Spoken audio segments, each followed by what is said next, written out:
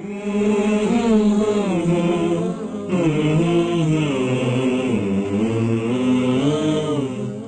اللہ الرحمن الرحیم، السلام علیکم ورحمۃ اللہ وبرکاتہ۔ اللہ تعالیٰ قرآن پاک میں فرماتے ہیں،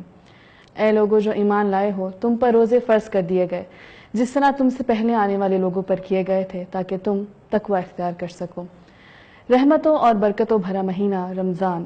ایسا مہینہ جس میں ایک چھوٹے سے چھوٹے نیک عمل پر بھی کئی گنا بڑھا کر ثواب دیا جاتا ہے۔ اس لیے مسلمان ہونے کے ناطے ہماری بھرپور کوشش ہونی چاہیے کہ اس مہینے سے ہم بھرپور فائدہ اٹھائیں، ایسے تمام نیک عمل کر لیں جس سے نہ صرف ہمارے تمام گناہ بخش دیے جائیں بلکہ اللہ تعالیٰ بھی راضی ہو جائیں اور ہماری آخرت بھی سنور جائے۔ اور یہ تبھی ممکن ہو سکتا ہے جب ہم اپنے آپ کو ذہنی طور پر اس مہینے کے استقبال کے لیے پہلے سے تیار کریں۔ جس طرح زندگی میں جب کوئی امتحان آنے والا ہوتا ہے، کوئی مقابلہ آنے والا ہوتا ہے، تو ہم خود کو پہلے سے تیار کرتے ہیں، پہلے سے یہ سوچنے لگتے ہیں کہ ایسا کون سا عمل کرنا ہوگا کہ جس سے میں بہترین سے بہترین کارکردگی دکھا کر اس مقابلے کو جیت جاؤں اور ڈھیر سارا انعام اکٹھا کر سکوں۔ اسی طرح رمضان کے لیے بھی ہمیں تیاری کرنی چاہیے۔ تو آئیے آج ہم کچھ ایسی ہی باتوں کے بارے میں جانیں گے جن کے ذریعے ہم رمضان المبارک کے مہینے کے لیے تیاری کر سکتے ہیں۔ سب سے پہلے بہت ضروری ہے کہ ہم رمضان کے مسائل کے بارے میں سیکھیں، جس طرح سے روزہ، کون سے ایسے اعمال ہیں جن کو روزے کی حالت میں کرنا چاہیے اور کون سی ایسی عبادات ہیں جن کو روزے کی حالت میں کر کے ہم بہت سارا ثواب حاصل کر سکتے ہیں۔ اور ان تمام چیزوں سے زیادہ ضروری یہ چیز ہے کہ یہ جانیں ہم کہ روزہ کن باتوں سے ٹوٹ سکتا ہے، ضائع ہو سکتا ہے، کیونکہ اکثر اوقات دیکھنے میں یہ آتا ہے کہ علم نہ ہونے کی وجہ سے لوگ ایسی باتوں پر روزہ توڑ بیٹھتے ہیں جن پر دراصل وہ روزہ نہیں ٹوٹتا ہے، لیکن کیونکہ وہ اس بارے میں جانتے نہیں ہیں یا کوئی انسان ان سے آ کر یہ کہہ دیتا ہے کہ کیا تم جانتے ہو اس بات پر روزہ ٹوٹ جاتا ہے، تو وہ انسان دل میں غمگین بھی ہوتا ہے اور شرمندہ بھی ہوتا ہے اور اپنا روزہ بھی توڑ بیٹھتا ہے۔ اس لیے نہ صرف اپنے لیے بلکہ دوسروں کی اصلاح کے لیے بھی ہمیں چاہیے کہ ہم ان تمام چیزوں کے بارے میں علم حاصل کریں اور دوسروں کو بھی ایسی غلطی کرنے سے بچا سکیں۔ اس کے علاوہ تراویح ہے، اس کے بارے میں ہم علم حاصل کریں کہ کب کیسے کس طرح سے تراویح ادا کی جائے، قیام اللیل کیسے کیا جائے۔ اور ایک بہت ہی خوبصورت موقع جو ہمیں رمضان المبارک مہینے میں ملتا ہے وہ ہے اعتکاف۔ 10 دن ہم اللہ کی صرف عبادت کریں، اللہ کا قرب حاصل کریں، اپنے تمام گناہوں کو بخشوائیں۔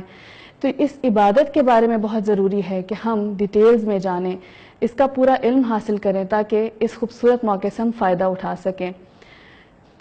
اپنے نفس کو تقوی کا پابند بنائیں، جس طرح سے ابھی ہم نے آیت میں بھی پڑھا کہ روزے کا ایک مقصد اللہ تعالیٰ نے یہ بھی بتا دیا کہ ہم تقوی یعنی پرہیزگاری اپنائیں،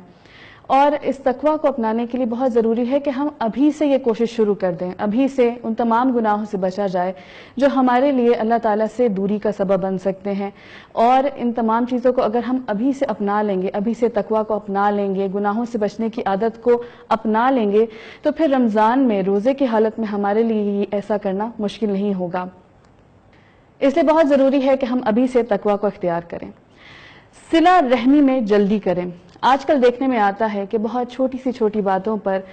گھروں میں، خاندانوں میں جھگڑے ہو جاتے ہیں، اور خون کے رشتوں سے بھی بات کرنا، بات چیت کرنا، ملنا، ملاقات کرنا یہ بند کر دیا جاتا ہے۔ اسے قطع رحمی کہتے ہیں، اور یہ بہت ہی سنگین گناہ ہے، بہت بڑا گناہ ہے، اس کی وجہ سے دعائیں بھی قبول نہیں ہوتی۔ اس لیے ہماری کوشش ہونی چاہیے کہ ہم ہمیشہ اس گناہ سے بچتے رہیں، رشتہ داروں سے ملتے رہیے، ان سے اپنا تعلق قائم رکھیے۔ اور رمضان المبارک کے مہینے سے بہترین موقع اور کیا ہو سکتا ہے؟ کوشش کیجئے کچھ تحفے تحائف خرید لیجئے، یا پھر رمضان سے متعلق کچھ سامان خرید لیجئے اور اسے رشتہ داروں کے پاس لے کے جائیے، خاص طور پہ ان رشتہ داروں کے پاس جن سے آپ نے بات چیت کرنا چھوڑ دی تھی کسی وجہ سے۔ اور اگر آپ کے کوئی ایسے رشتہ دار نہیں ہیں، الحمدللہ اگر آپ کی تمام رشتہ داروں سے بات چیت ہے، دوستی ہے، تو پھر ایسے لوگوں کو تلاش کیجئے اپنے رشتہ داروں میں ہی یا آس پاس